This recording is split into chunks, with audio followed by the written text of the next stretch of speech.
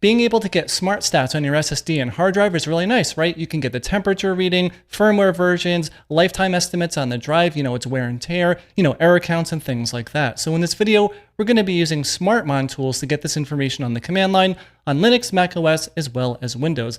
By the way, spoiler alert, we're not going to be doing a follow along on Windows or macOS. I'm running Linux here. And by the way, even on Windows, if you don't feel like using that tool, maybe you want to use a graphical tool instead, there is CrystalDiskInfo. So before I switched over to Linux, this is the tool that I was using on Windows. You can even see some screenshots here and what information it provides. You can see things like temperature readings, the health, etc. So yeah, if you're using Windows and you want to go and check that one out, it is free here. You can download it, install it, and you'll be good to go. We're going to be going over some information about certain line items that you'll see in the reports there, once we start running the Smartmontools command. But even on a different operating system, that will still apply to Windows as well, even if you're using CrystalDiskInfo. So with that said, yeah, if you want to follow along here, I'm running Arch Linux, so you can just pacman install Smartmontools here. You can also, apt install it, or if you're on macOS, you can also brew install it as well. If you're running .fried rice, which is my .files, then all this is already set up for you. You don't have to worry about it. But yeah, in any case here, you just want to make sure you can run smartctl version to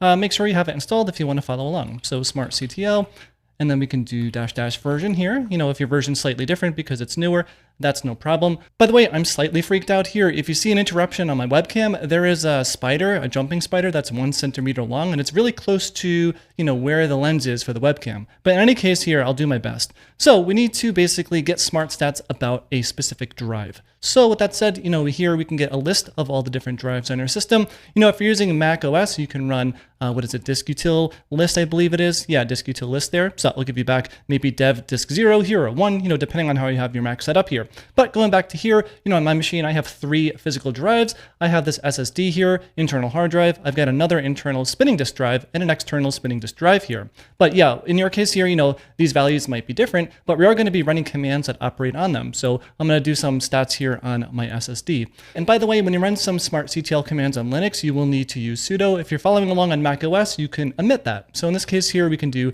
smartctl. And then one thing you might want to do first is just get some information about the disk here.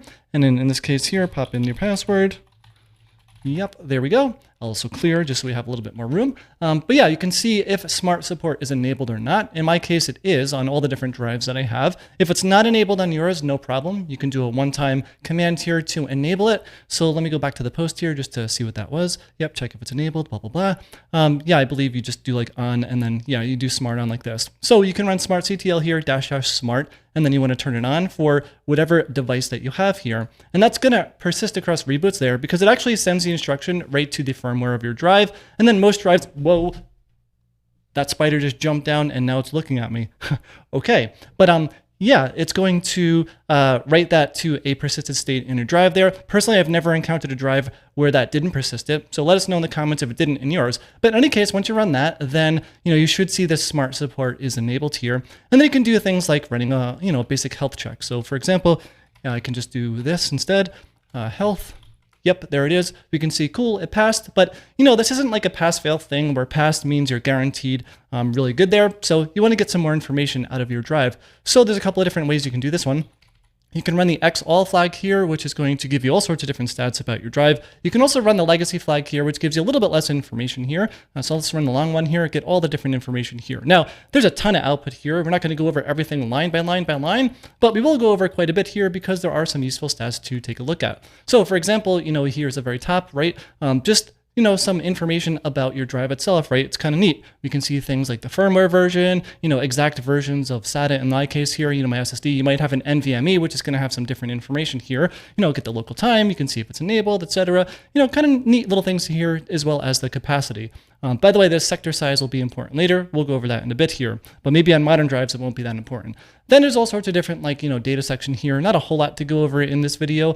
As we scroll down here, then this section is super interesting. And, in the blog post, I actually have quite a bit of comments around some of these. So let's jump over there before we continue onwards. So let me go over here just so I don't lose track of where I'm at here. Yep, blah, blah, blah. Okay, scrolling down. Yep. So yeah, nice. Okay. So the first value here, or I guess, the one that we have comments for, is this reallocate NAND block count here. In my case, it's 0. This is ID number 5. Ideally, you want it to be 0 or at least close to 0 here.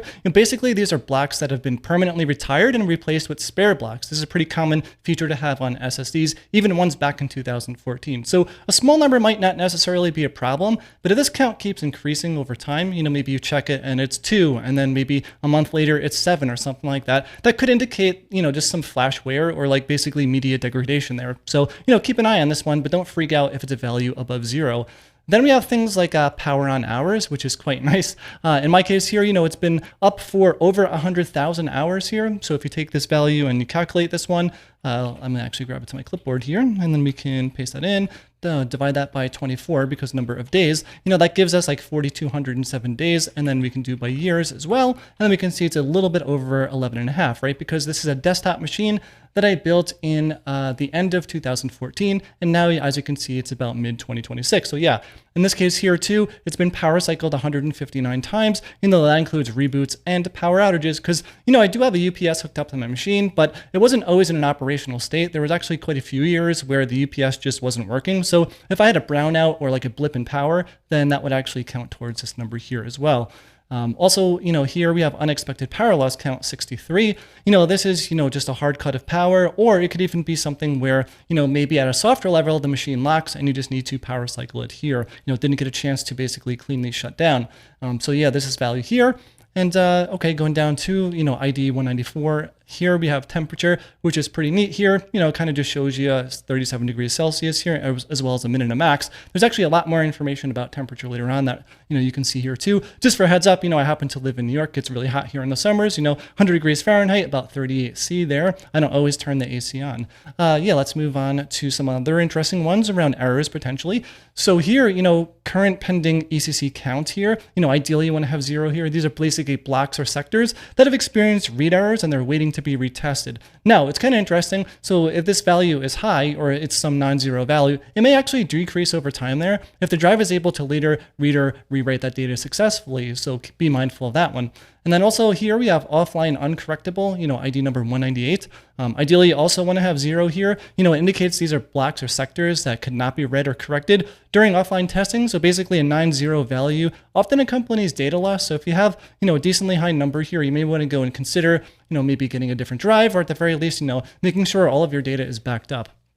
Also here, I have a SATA SSD here, and this one's pretty interesting. So it's a CRC error count. If you have a 9-0 value like me, you don't need to really freak out here. This could be related to a poor connection. So I noticed around 7 months ago when I switched over to native Linux, there was some interesting, not issue, but how Linux manages that SATA connection there. So it kind of like powers it on and off very quickly behind the scenes. And it wasn't causing like outages where my machine locked up, but it was freezing in the sense that like, the whole machine become unresponsive for like maybe 8-10 seconds here. And I modified some settings there, and that has completely resolved it in 6 months. I haven't had one of those little mini freezes since then. But yeah, this count has not moved then since I modified that, which is a good thing here. So again, check all your connections there and maybe some settings at the OS level here if you're seeing some number that goes up here. Now, this one is also really, really important, right? It is the percent lifetime remaining, which would be 46. So in this case, it's how long your SSD will last for, since they have a finite life. Of course, just skipping around here, this is not guaranteed to die at 100% consumption. By the way, mine's at 54. That's the write endurance there. But yeah, this is rated by the manufacturer. So this is going to degrade at whatever state, your manufacturer defined here with these values here. It can also have trouble earlier on. So don't just read this and be like, okay, if I'm at like 3 here, only have 3% left, then, I'm probably really good here because I still have months left on the drive. This could fail at any point in time. It could fail right now while I'm recording the video, even at basically half-life left here. So what's going to really affect this one, though, is, how frequently are you writing to your SSD, right? The more that you write to it, then, the more wear and tear that you're going to have on these NAND blocks that are composed of the SSD there. So, okay, let's go down below. This one's quite interesting, too, because speaking of, how much data are you writing to it?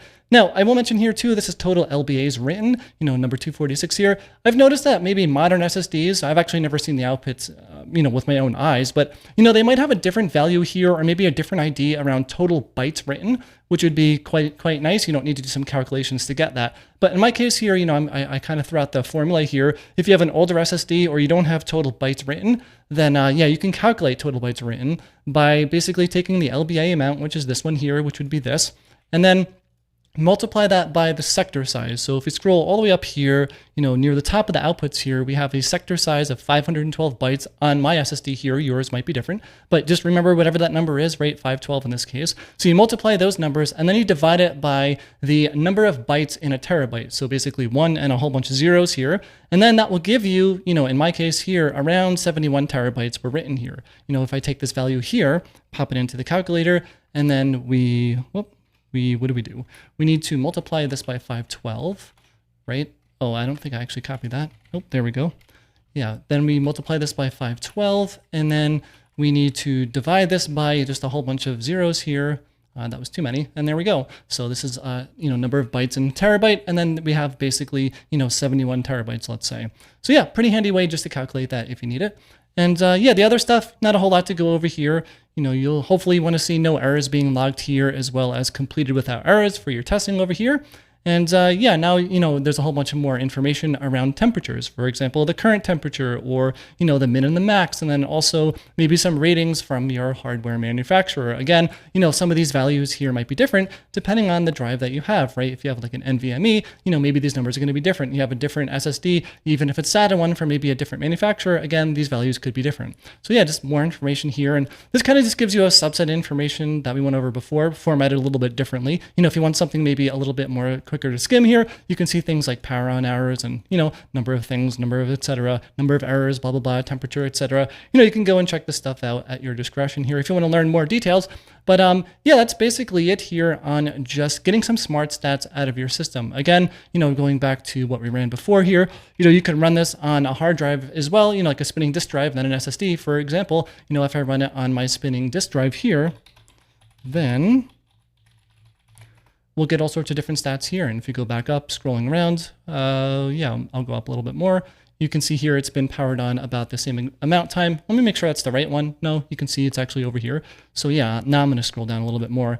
But here, yeah, you can actually see about, comparable number of powers on. You can see here it's about the same here. Now, with that said, I'm not really running these commands all the time, right? Maybe once a quarter or a couple of times a year. I don't really have a set schedule, but I do think it's a good idea to keep tabs on this information because it's really important to know the state of the hardware in your system. And of course, you should always have a really good backup. So I back up all my information here to an external drive.